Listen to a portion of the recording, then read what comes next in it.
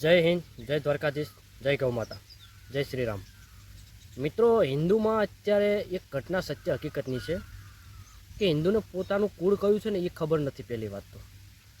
અને એમના વંશજો કોણ હતા, ક્યાંથી ક્યાં આવ્યા અને કોણ એમના બાપ દાદા છે, આ મોટા ભાગના હિન્દુઓને ખબર નથી અને જય શ્રી રામના નારા લગાવે છે. તો મારે એવા હિન્દુ નમાલાઓને મારે કહેવું છે, મારે કોઈ હિન્દુ સનાતનીને ઉશ્કેરવાનું કામ નથી, મારે એને જાગૃત કરવાનું કામ છે, સનાતનીઓને જગાડવાનું કામ છે. એટલે એવા નામર્દ હિન્દુને મારે એવું કહેવું છે કે તમારા ગોત્રની, તમારા કુળની કે તમારા પરિવારની કે તમારા વડવાઓની તમને ખબર નથી. કૃષ્ણ ભગવાન કોણ હતા, શ્રી રામ કોણ હતા, રામાયણમાં શું છે અને મહાભારતમાં શું ઘટના છે એ કોઈને ખબર નથી. અને જય શ્રી રામના નારા લગાવો છો એનાથી કોઈ મતલબ નથી. તમને તમારું કુળ ખબર હોવી જોઈએ, તમે ક્યાંથી આવો છો, કોણ છો, તમે હિન્દુ છો. અત્યારે મેં એક ભાઈને સવાલ કર્યો હતો કે તારી 7 પેઢીના નામ બોલ, તો એ ભાઈ 2 પેઢીના નામ બોલે, આગળ એને ખબર નથી. ચલો માન્યું કે અભણ હોય તો આપણે સમજી લઈએ કે એને ઇતિહાસની ખબર ના હોય, પણ આજના જમાનામાં કોમ્પ્યુટર યુગમાં, ભણેલા ગણેલા યુગમાં આ જે છે આ પેઢીને આપણા કુળની ખબર ન હોય તો આવનારા સમયમાં આપણું ભવિષ્ય કેવું હશે, હિન્દુ સનાતનીઓનું ભવિષ્ય કેવું હશે. એના માટે આ વિડીયો બનાવેલો છે. બને એટલો શેર કરજો વિડીયો, દરેક હિન્દુ જાગૃત થાય અને દરેક સનાતનીઓ જાગૃત થાય એના માટે આ વિડીયો બનાવે, એટલે દરેક લોકો સુધી આ વિડીયો પહોંચાડજો. મુસલમાને કોઈ દિવસ એવું કીધું કે અમે આ ધર્મના છીએ, અમારી આ જ્ઞાતિ છે, અમારું કુળ છે.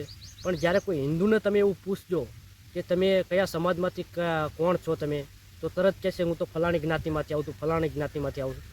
પણ આ હિન્દુ ક્યારેય એવું બોલતા શીખશે નહીં કે અમે બધા હિન્દુ છીએ, અમે એક સનાતનીય છીએ, અમે એક ભારતમાં દરેક નાગરિક, આવું કોઈ નહીં કહે. કારણ કે એને એના ઇતિહાસની ખબર નથી, એ કોણ છે એને ખબર નથી, તો એ હિન્દુ કઈ રીતે બને. એટલે આવા હિન્દુઓને પહેલાં આપણા કુળની જાણકારી હોવી જરૂરી છે આજના યુગમાં, કોમ્પ્યુટર યુગમાં.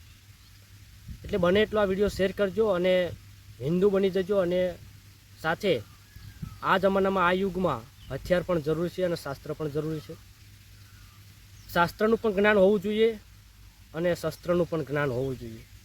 એને બીજો પ્રશ્ન મેં એવો કર્યો તે વ્યક્તિને કે તમે તલવાર કે આ તે હથિયાર શસ્ત્ર રાખો છો, આ કુળમાંથી આટલું બધું આગે તમારા કુળમાં બલિદાનો આપી દીધેલા છે, એ કુળમાંથી તમે આવો છો અને તમે શસ્ત્ર રાખો છો, તેની વિધિ પૂજા શું તમે કરો છો એમ. એ વ્યક્તિ કે અમે રાખવા ખાતર રાખવી છીએ, એનો કોઈ અમને મતલબ ખબર નથી. તો આવા હિન્દુઓ આપણા દેશમાં પણ છે જેને કોઈ જાતનું જ્ઞાન નથી. એટલે દરેક હિન્દુ જાગી જજો અને સનાતનીઓ એક થજો. અમે હિન્દુ છીએ એવું બોલતા શીખજો, તો જ આપણો દેશ બચશે. ને કે આ મોલ્લાઓ, કટ મુલ્લાઓ છે ને આપણા દેશને બરબાદ કરીને મેળ દેશે. અને હિન્દુનો દુશ્મન હિન્દુ જ છે, કોઈ બહાર ગોતવાની જરૂર નથી. મોટામાં મોટો હિન્દુ જ હિન્દુનો દુશ્મન છે. વિડીયો બને એટલો શેર કરજો, દરેક હિન્દુ સુધી પહોંચાડજો. જય દ્વારકાધીશ, જય ગૌ માતા, જય શ્રી રામ.